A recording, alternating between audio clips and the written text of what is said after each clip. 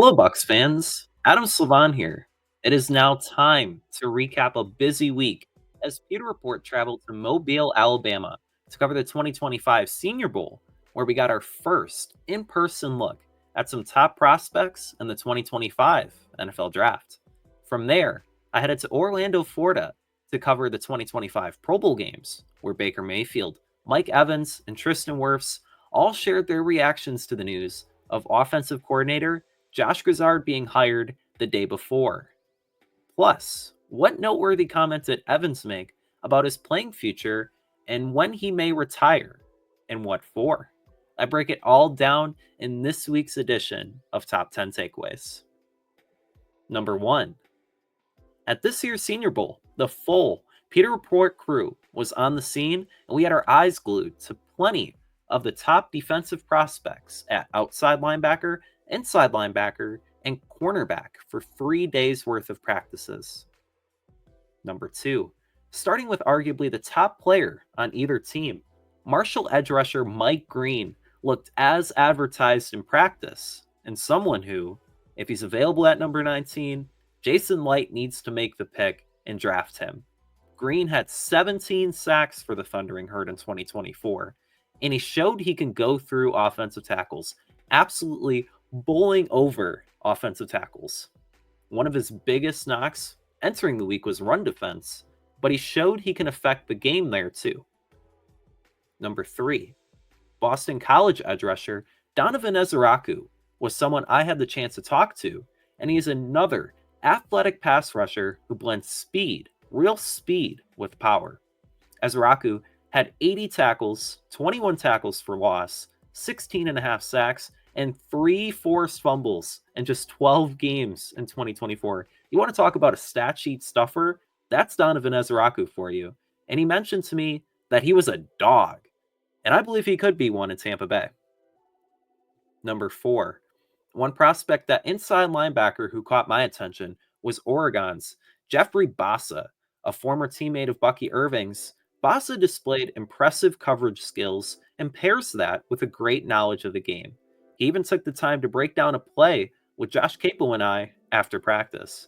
He could be an heir to Levante David's throne up the middle. Number 5, Notre Dame inside linebacker Jack Kaiser also had an impressive week. Kaiser had 2 interceptions, was simply fantastic in coverage, and he also is my favorite interview. He'll be 25 in September, and he did spend 6 years with the Fighting Irish, but that also means he's NFL ready and a leader. Number 6, at cornerback, a trio of guys performed well all week. Ole Miss's Trey Amos checks a lot of boxes for what Todd Bowles wants in a silky smooth coverage corner. Florida State's Azariah Thomas was sticky in coverage down the field, and Iowa State's Darian Porter is toolsy, very much like Zion McCollum.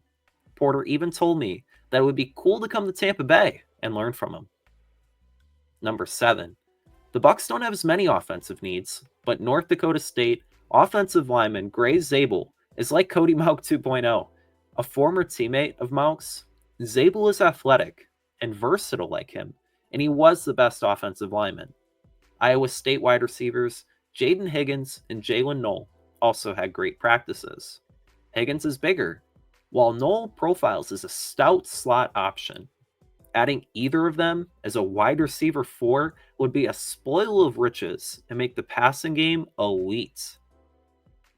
Number 8, at the Pro Bowl practices this past weekend, it was great to hear AFC head coach and legendary quarterback Peyton Manning talk very highly of Baker Mayfield. Manning praised Mayfield's ability to adjust and thrive through adversity, especially as he has played through plenty of it under a new offensive coordinator nearly every year, and will be doing so yet again. Number 9, quarterback Baker Mayfield, wide receiver Mike Evans, and left tackle Tristan Wirfs all seemed very excited about new offensive coordinator Josh Grizzard. Grizz is a whiz and was a big part of the offense's success behind the scenes. Mayfield can sense already he'll be just fine calling plays for the first time. And number 10, Mike Evans caught me off guard a little bit when he said he'll most likely be retired by 2028. Rather than going for Super Bowl rings into his mid 30s, you might see him going for gold at the 2028 Summer Olympics in Los Angeles playing some flag football. So, enjoy Mike while he's still playing and still putting up 1,000-yard seasons. That'll do it for my top 10 takeaways, but be sure to check out pewterreport.com for all of our off-season coverage, and with the 2025 NFL Scouting Combine just 3 weeks away. Also, stay tuned into Pewter Report TV as we will have reactions to all of the news as it comes, and for our flagship Pewter Report podcast. You can also find us on social media on X, Facebook, and Instagram. For more of my analysis and my top 10 takeaways, you can find me on X at Adam Lives On. That's ADAMLIVSON. I hope you enjoyed my thoughts on these two events from a Bucs perspective, and see you next week for another Top 10 Takeaways.